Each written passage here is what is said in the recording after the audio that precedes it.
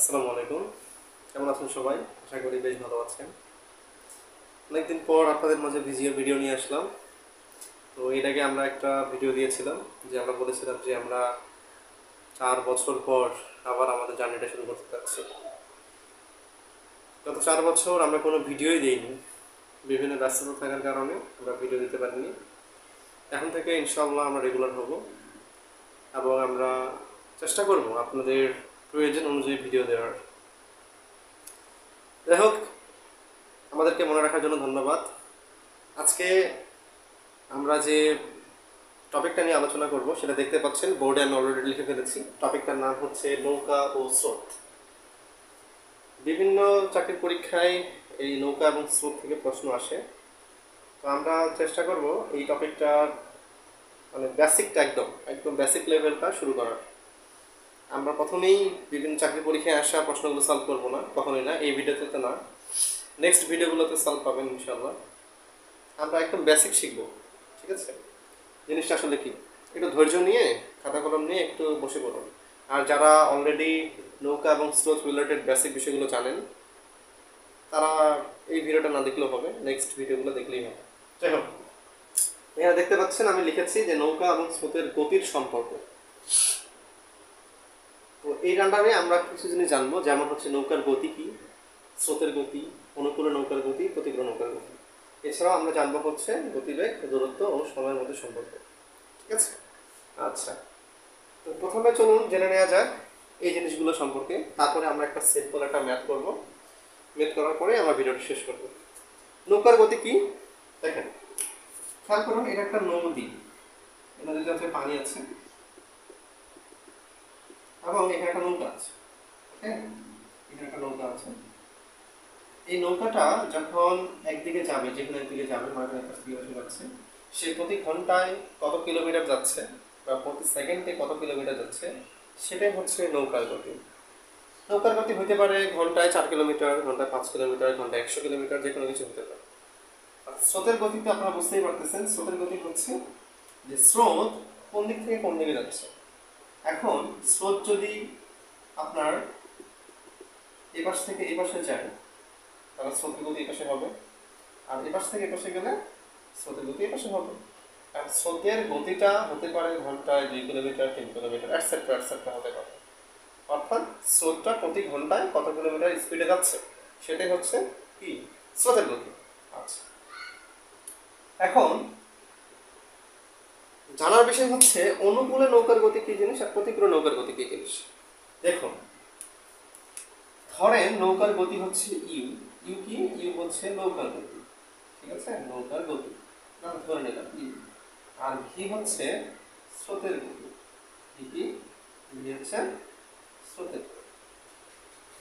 যদি নৌকাটা, এটা একটা নৌকা মনে করেন, এই নৌকাটা যদি এই পাশ থেকে এই পাশে আসে এবং স্রোত এটাও যদি আপনার এই পাশ থেকে এই পাশে আসে, তাহলে কি হবে? নৌকার গতি আমরা কি ধরেছি? ইউ ধরেছি, এবং স্রোতের গতি কি ধরেছি? ভি ধরেছি। তো নৌকা যেদিকে যাচ্ছে, স্রোত যদি সেদিকেই যায়, তাহলে নৌকা কি স্পিড বেড়ে যাবে না? নৌকার গতির একটু বৃদ্ধি পাবে না? কারণ স্রোত যাচ্ছে, নৌকার একটা গতি আছে, দুইটা মিলে যোগ করে নৌকার গতিটা বেড়ে যাবে, ফলে নৌকাটা দ্রুত যাবে। তাহলে এক্ষেত্রে নৌকার গতিটা হবে অনুকূলে। হ্যাঁ, তাহলে এক্ষেত্রে অনুকূলে নৌকার গতিটা কত হবে? অনুকূলে নৌকার গতি হবে নৌকার যে অরিজিনাল গতি ছিল সেটা প্লাস স্রোতের গতির যোগফল। অর্থাৎ নৌকার গতি এবং স্রোতের গতি দুটো যোগ করলেই আমরা অনুকূলে নৌকার গতিটা পেয়ে যাব, ঠিক আছে? অনেক সময় দেখেন না, আমরা যখন সাইকেল চালাই, যদি আমরা মনে করেন এই পাশ থেকে এই পাশে যাচ্ছি এবং পিছন দিক থেকে বাতাস আসছে, তাহলে কিন্তু আমাদের সাইকেল স্পিড একটু হলেও বেড়ে যায়। এটা আসলে অনুকূলে বোঝায়। অর্থাৎ একটা মানে ওও আসতেছে আমিও যাচ্ছি, ঠিক আছে? দুটো জিনিস একসাথেই আর কি করতেছে, এটা হচ্ছে অনুকূলে। তাহলে অনুকূলে নৌকার গতি হচ্ছে ইউ প্লাস। আর প্রতিকূলে যদি বলেন, প্রতিকূল কি হবে? প্রতিকূল হচ্ছে আপনি নৌকা নিয়ে যাচ্ছেন এই পাশে, কিন্তু স্রোত যাচ্ছে এই পাশ থেকে এই পাশে, ঠিক আছে? সেক্ষেত্রে আপনার প্রতিকূল হবে, মানে বিপরীত পাশে হবে। প্রতিকূলে নৌকার গতিটা কি কমে যাবে না? অবশ্যই কমবে। নৌকা যাচ্ছে এদিকে, স্রোত যাচ্ছে এদিকে, তাহলে নৌকার স্পিডটা কিন্তু অ্যাকচুয়ালি কমে যাবে।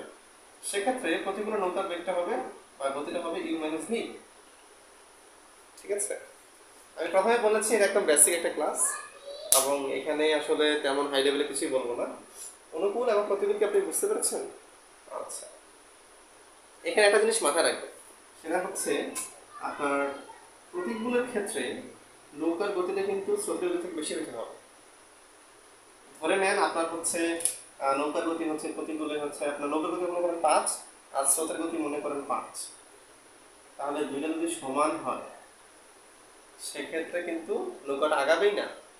আবার ধরেন যে নৌকার গতি 5 বা স্রোতের গতি হচ্ছে 6, তাহলে কিন্তু স্রোত নৌকাটাকে ভাসিয়ে নিয়ে চলে যাবে, তাই না? আচ্ছা, যাই হোক, সেদিকে আমরা যাচ্ছি না। আমাদের কথা হচ্ছে যদি অনুকূলে বলে তাহলে আপনি স্রোতের গতি এবং নৌকার গতি যোগ করবেন, আর যদি প্রতিকূলে বলে তাহলে নৌকার গতি থেকে স্রোতের গতি বাদ দিবেন। That's it.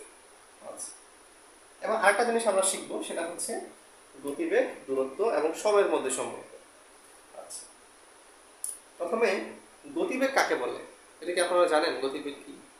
গতিবেগ হচ্ছে কোনো জিনিস বা কোনো বস্তু 1 সেকেন্ডে কত মিটার যাচ্ছে, অথবা 1 ঘন্টায় সে কত কিলোমিটার যাচ্ছে, এটাই হচ্ছে গতিবেগ। ধরেন আপনার কাছে একটা মোটরসাইকেল আছে এবং এই মোটরসাইকেলটা 1 ঘন্টায় যায় 60 কিলোমিটার, তাহলে মোটরসাইকেলের গতিবেগ কত? 60 কিলোমিটার পার আওয়ার বা 60 কিলোমিটার পার ঘন্টা। ঠিক আছে, এটাই হচ্ছে গতিবেগ। আচ্ছা, আর দূরত্ব, একটা জিনিস খেয়াল করে দেখুন,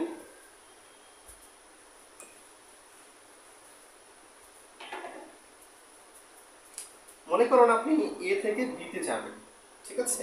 এ থেকে বিতে যাবেন, এ এবং বি এর মধ্যবর্তী দূরত্ব ধরে নিন আপনি 10 কিলোমিটার। ওকে, 10 কিলোমিটার। এখন আপনার কাছে একটা মোটরসাইকেল আছে, এখন এই মোটরসাইকেল করে আপনি এ থেকে বিতে যাবেন। মোটরসাইকেলের গতি হচ্ছে 5 কিলোমিটার পার আওয়ার, মানে মোটরসাইকেলটা ঘন্টায় 5 কিলোমিটার বেগে যায়। আচ্ছা, এখন এই 10 কিলোমিটার রাস্তা যেতে মোটরসাইকেলের কতটুকু সময় লাগবে?